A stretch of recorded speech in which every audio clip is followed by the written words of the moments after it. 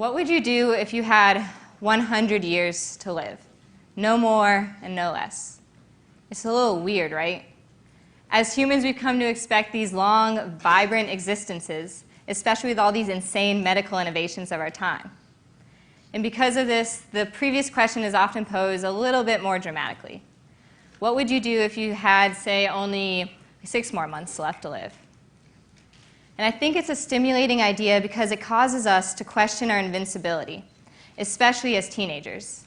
When we realize that we're not going to live forever, we are forced to reflect on how we are spending our lives currently and what we might need to do to change that.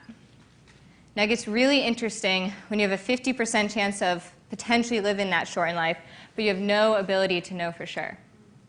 That is when you have to start taking action right away because the consequences resulting from the failure to do so are far too great. So this is me as a little kid. No, I was way cuter than my little brother. But ladies, I promise you he's an adorable 16-year-old in the audience. So, yeah. So I was this extremely shy but inquisitive, curious kid, an idealist full of big dreams. When I was 7 years old or so, I told my dad all at once I wanted to be a princess, a house builder, or a carpenter, a veterinarian, firefighter, president of the United States, of course, animal cop, and apparently after watching Bill Nye, I wanted to be a person who saves people after volcanic eruptions. So that was kind of unique in itself. And looking back at my childhood events, it both surprises and relieves me that this optimism and idealism did not fade. In 2001, my parents began what would become a long divorce process complicated by the fact that my mom was suffering from a disease we didn't even know she had. In 2003, she was officially diagnosed with Huntington's disease, a genetic brain disorder that causes its victims to lose the ability to walk, talk, think, and reason over the span of about 10 to 20 years. There is no cure, and the treatments are available only lessen symptoms, but they don't eliminate them. And some people I've heard describe it this way. If you combine Parkinson's, Alzheimer's, dementia, bipolar disorder, and ALS, you would get a different form of Huntington's disease each time. And in 2005, things began to get a whole lot worse. My mom began to express her disease in physical form, and I watched this happen through skinned knees from falls, broken noses, bruises, and experiencing one too many car accidents. The disease also was destroying her emotional capabilities as well. One day, she would range from severe depression and the next to a violent outburst. And one of her episodes sent her to the psychiatric ward of a hospital where she was deemed unable to remain in a normal home setting. She was subsequently moved into a nursing home where she would remain until she passed away in January 2011. This is my mom and me in 1994 and my dad. This is what Huntington's disease did to my mom. So this was about 7 years or so after diagnosis. You can see she doesn't have any control of her motor capabilities.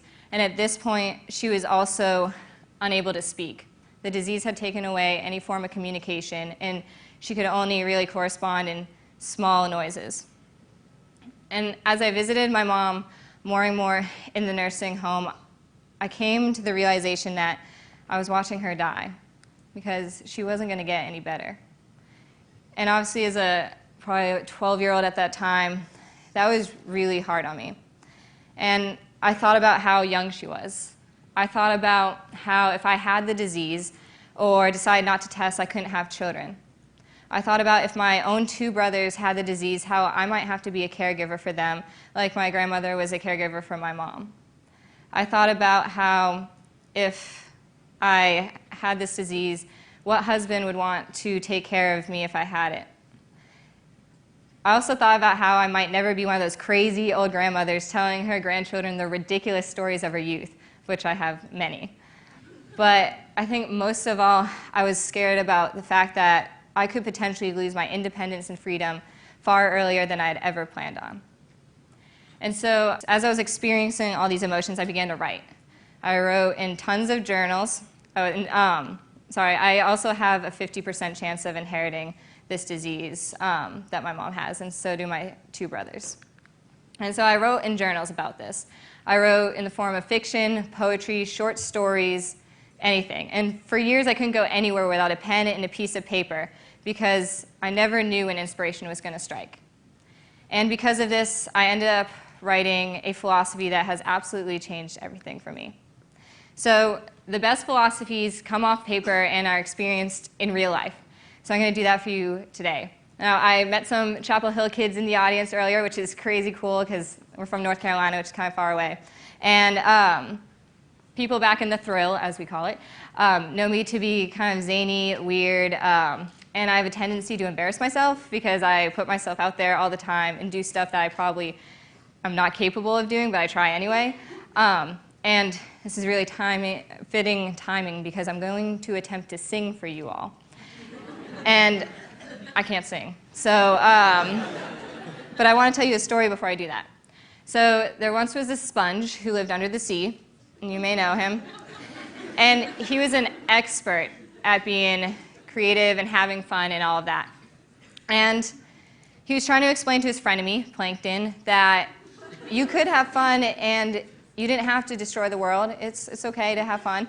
And Plankton wasn't getting it. So he was like, okay, well, being the creative genius that he is, he was like, I'm going to sing a song for you because music is a universal language and you'll get it that way. So the song went like this. F is for friends who do stuff together. U is for you and me. N is for anytime at all down here in the deep blue sea. All right, cool. So you guys got it.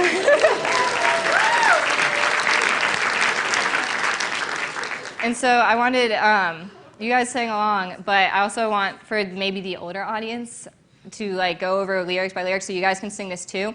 And listen carefully because there's a word change in here. So just repeat after me. F is for friends who do stuff together. F is for friends who do stuff together. U is for you and me. U is for you and me. N is for anywhere, anytime at all. N is for anywhere, anytime at all. Down here at TEDxTeen. Down here at TEDxTeen. All right, so you give yourself a round of applause. Okay, so InnerKid started when I was 11 years old, when I had this epiphany that even though I couldn't test for another 7 years and not know about my genetic fate, I could still make the most out of every single day. And there's 2 components to InnerKid. First of all, I decided that just because I was a young person without a car, a boss, money, or other sources of adult power, didn't mean I couldn't change the world. I mean, young people, when given the right tools, motivation, and organization, can often enact change better than most adults can. Secondly, I refuse to grow up. And I don't mean like I went to like Neverland and pulled a Peter Pan. I mean, like after watching the adults around me talk about how childhood was the best time of their life and nothing's matched it, as a preteen I was like, well, why does that have to be that way? Why does the best part of life have to be at the beginning and everything else has to be downhill from there? Can't you just take the fun, the essence out of childhood and just spread it over the course of your entire life? And because of this ability to harness my inner kid, I've become happier and more satisfied as I slowly adjust to this absolutely ridiculous concept we call adulthood. So now that I wasn't afraid to take action, I started the Green Tiger campaign at my high school. This sustainability club and its flagship project, the Green Tiger Garden, has been recognized by the likes of the White House, Family and Parade magazine, Family Circle and Parade magazine, excuse me, DoSomething.org up in the back, and the We Are Family Foundation's 3-Dash program. And Green Tigers really lives by the InnerKid philosophy. We don't even call our work work.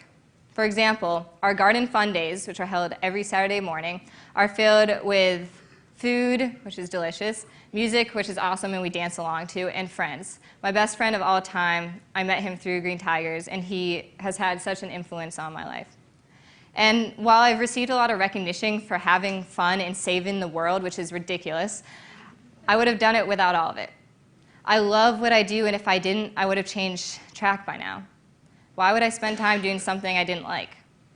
I believed so much in the power of fun to save the world. Now, InnerKid is leading me on a different track. Now that I'm 18 years old, as of this past October, I will be testing for Huntington's disease this May. I'll be making a documentary that will record every word, moment, laugh, tear, everything. People need to know about this disease. Genetic testing is a huge controversy of our time, but Huntington's disease in itself could potentially unlock the cure to other diseases, as I mentioned before. And some of you might be wondering why I'm giving a speech about the wisdom of not knowing when I've decided to know about my medical future. And you have a point there. But for me, the wisdom of not knowing began when I was 11 years old, when I decided that I wasn't going to waste one more second. And if I had known whether I was gene positive or negative back then, I may have never found the urgency, motivation, desire to create the Green Tiger campaign. I may have never been vigorously shaken by Vice President Joe Biden. Stephen Colbert may have never quenched his thirst with a Green Tiger reusable water bottle after eating an Eiffel Tower of bacon on his TV show. And I may have never made it to this stage. But then again, maybe I would have.